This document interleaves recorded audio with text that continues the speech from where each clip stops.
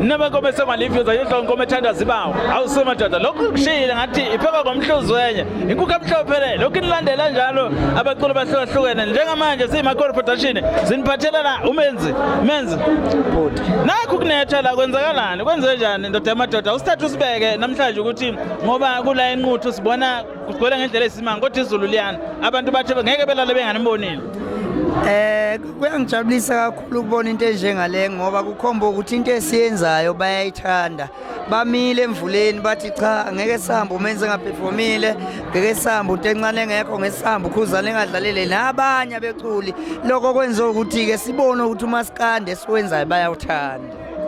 Siyabonga kakhulu uqhawela kithi kuphi nje mhlawumbe ongakusho mhlawumbe kumkhandlu wala Nquthu noma kubaba umeya wala Nquthu okuyena umgqugqumezeli walento nje elakho nje ongalibeka njengeciko. Ngicela ukuthi umphakathi uqhubeke nje nokumeseka uphume ekhathi zonke mayike washaya ikhwela nanokuphakamisa ukubonga mhlambe ke ithuba libelifishane ke kwase stage bengifisa ukubonga nje kakhulu into ayenzile ikakhulukazi nje sayidini lika Menzi uMenzi kungokuqala ezemcimbini oyifestival yala Nquthu noma ke wabakhona kodwa entweni enjengale kungokuqala.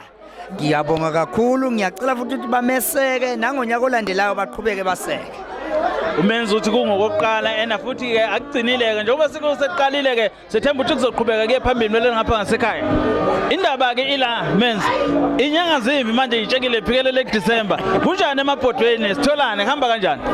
Mfowethu sipheka amanzi odwa mfowethu ayasha nawo angisazi ngizothini kuthi angicha izandla ngithi ngathi akukho lutho kulonyaka kusho ukuthi abalandeli bakho bomculo wakho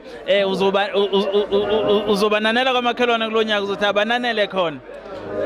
Ngokuthemboza kwethu ukuthi bazowenza umsebenzi ngizokwe ngihlale nje ngingakhiphi ngiyadlala uyeza umsebenzi kaMenzi wakulonyaka ka2023 engicabanga ukuthi ushitsi ikhotha angazi impela ukuthi uma ngabe ungezukulithola iCD kaMenzi noma ungezukulalela umculo kaMenzi la kufanele ulalele khona uyothi ulalele bani ngaleso sikhathi mhla ikhipha ngoba liyobe libhubha nomeli mntakagogo. Siyabonga kakhulu uqhawela kithi izwela nawe uyobe libhubha ngommeli uyobe ekhiphe ingoma enkulu esidudla ke indoda ke le igabe ngawo ama-hit njalo igabile ngomlomo kakhulu igabe nje ngama-hit bisiyenza lento ethandwa ngabalaleli bomculo noma ngabalandeli bomculo kaMaskandi. Sibonga ithuba insizwa yakithi ukuthi usinike nje leli thuba siyimakhoya production sengathi ke ungaqhubeka njalo into yakho iphakame nabanye bakuphinde bakuqashe futhi uqhubeke ubonakale endaweni. Siyabonga uqhawela kithi. Ngiyaphakamisa kakhulu. Ngiyabonga.